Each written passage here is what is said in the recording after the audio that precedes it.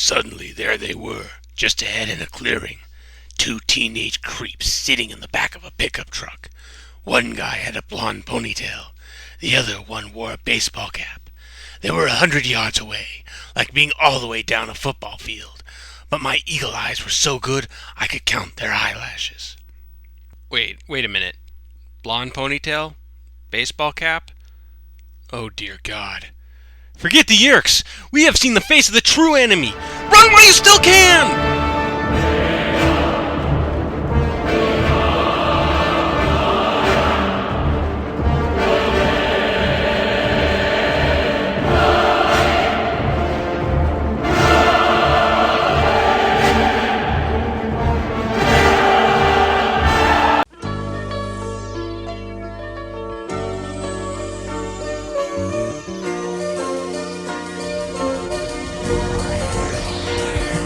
When I opened the book, I didn't know what I was gonna find. I saw the flashing light just coming down. Oh, what a beautiful sight. Then I was flying. Oh, super book. I was afraid to look. Super book.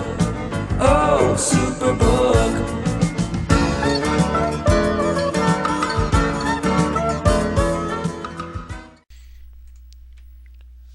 So the book opens with the five Animorphs taking flying lessons from Tobias. Jake's a falcon, Rachel's an eagle, and Cassie and Marco both the same osprey, just because. They enjoy themselves for a while until their fun is interrupted by two drunk teens taking pot shots at the wildlife. Instead of flying out of range, the Animorphs risk their lives, charge, and fly off with their gun. So they hide out in a church and demorph. All except Tobias, of course. This book takes place roughly a week after the first one, and you'd think that Tobias might be feeling a bit wacko for spending an entire week as a hawk. But this isn't Tobias' story, because it's good PR to follow up a boy-narrated book with a girl-narrated book. Sorry, Tobias, but you're playing background character to Rachel's story. Screw your mental well-being. We have a gymnastics class to get to. The Animorphs talk over the situation. The entrance to the Yerk pool in the school has been sealed off, and if the Animorphs keep focusing on saving Tom, it'd make the Yerks suspicious. That leaves Assistant Principal Chapman as their only lead, and their only connection to Chapman is his daughter Melissa, whom Rachel used to be friends with until Melissa started acting introverted and distant. Rachel approaches Melissa at gymnastics class, but can't connect with her. Rachel walks home from class, but a punk stops her on the street, clearly looking for trouble.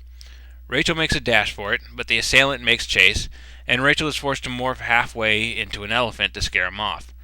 She just manages to demorph before Chapman pulls up and offers her a lift.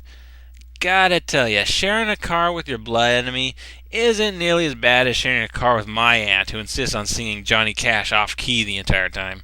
Rachel recounts this encounter to the rest of the Animorphs, and Jake and Marco chew out for risking revealing her identity. I mean, after all, what if the punk told someone about the amazing elephant girl? Which makes Jake and Marco hypocrites. I'm sorry, but who's more likely to go around telling people their story? A potential rapist who saw something impossible, or two drunk kids who saw something improbable? Yeah, Rachel could have handled the situation better. She admits as much. But she was cornered and scared, and she's a 13-year-old girl. All the Animorphs had to do when dealing with the kids with the gun was fly away. But instead they decided to make a show of it that the kids probably recounted to all their friends without hesitation.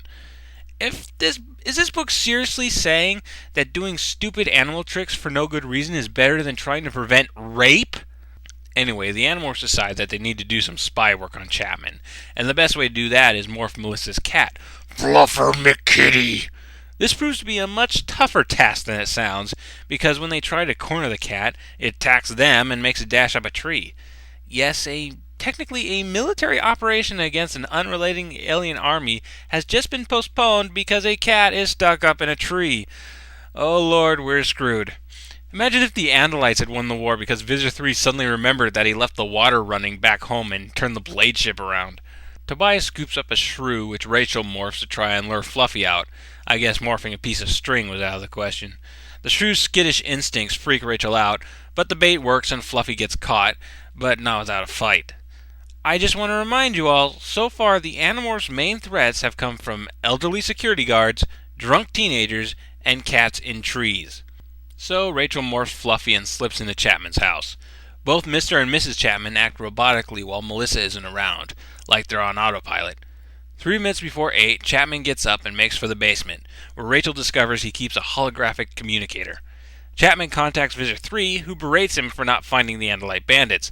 And I have to wonder what qualifies Chapman as your resident Andalite hunter. Isn't he busy doing school stuff to keep up his cover? Visitor 3 mentions that if the Council of 13 hear about possible Andalites after Visitor 3 reported that all the Andalites near Earth had been destroyed, there would be an inquiry.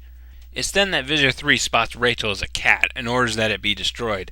Chapman rightfully points out that this would raise suspicion in Melissa, who we learn is not a controller. And after Rachel switches to cat instincts and attacks the hologram, Visitor 3 agrees to let it live. Visitor 3 concludes their discussion by morphing a predator from the Yeerk homeworld and threatens to suck the Yeerk straight out of Chapman's head. He then shows Chapman video of Visitor 3 doing just that to some high-ranking Yeerk who failed him. The conversation ends and Mr. Chapman returns to Mrs. Chapman. We get our first little glimpse that not all is right in the Yeerk forces, as both Chapmans agree that, while the high-ranking Yeerk deserved to be punished for whatever off-screen thing it did, Visitor 3's method was way too harsh. Melissa comes down and asks for some help from her homework, but the controllers just brush her off. Rachel goes upstairs to comfort her, kitty style. Rachel gets out and tells the Animorphs everything except the part about Visitor 3 wanting the cat destroyed. After some deliberation, they decide they need more information, specifically information on the machine that makes the Gadrona rays that the Yeerks feast on. So a few days later, they get together outside Chapman's house, though Jake is mysteriously absent. Rachel morphs Fluffy and does the same routine again, but just before she makes it into the basement, Jake reveals that he's morphed a flea and is currently on Rachel's back. This startles Rachel, and she almost blows her cover, but manages to make it into the hologram room. Fool! Visitor 3's artificial voice was flat, but still carried a load of anger. Do I care about a handful of hosts? What have you learned about the Andalite bandits? Visitor, what can I do, unless they show themselves? They used Earth animals in the attack on the pool, Visitor 3 said. They used powerful, dangerous Earth animals. Find out how they obtained such morphs. My experts here tell me that such animals are rare on this part of the planet. Yeah, it's not at all possible that humans gathered these animals together to be displayed in one place for entertainment. And if it was possible, there's clearly no such place nearby here, or I would have heard about it. Has Visitor 3 ever looked at a single map of the city he's personally invading? Anyway, Chapman accidentally kicks Rachel, and Visitor 3 puts 2 and 2 together, and realizes that it's an Andalite spy, and demands Chapman bring both the cat and Melissa to him. There's a bit of a tussle as Rachel claws the shit out of Chapman's arm, and then both Mr. and Mrs. Chapman's hosts start rebelling. Mr. Chapman starts acting like he's having a seizure, while one of Mrs. Chapman's hands start beating the shit out of her Evil Dead 2 style. Eventually, Chapman gets everything under control, but doesn't take Melissa. Chapman, Kitty Rachel, and Flea Jake meet up with Visitor 3 at the construction site, which I guess is now an official ship landing zone. I don't know. Visitor 3 demands Mr. Chapman tell him why he didn't bring Melissa, and Chapman, the real Chapman, takes control. It turns out that Mr. and Mrs. Chapman voluntarily became controllers on the grounds that Melissa be spared. Chapman reveals that he actually has some leverage. As Chapman is frequently at parent-teacher conferences, he could rebel against the Yeerk at any one of these and cause a great deal of fuss. If Visitor 3 really wants Melissa, he's either going to have to risk this or destroy Chapman, which would be too much of a pain for one unimportant 13-year-old. Chapman wins this round, and Visitor 3 upholds the deal. The Yeerk regains control and books it.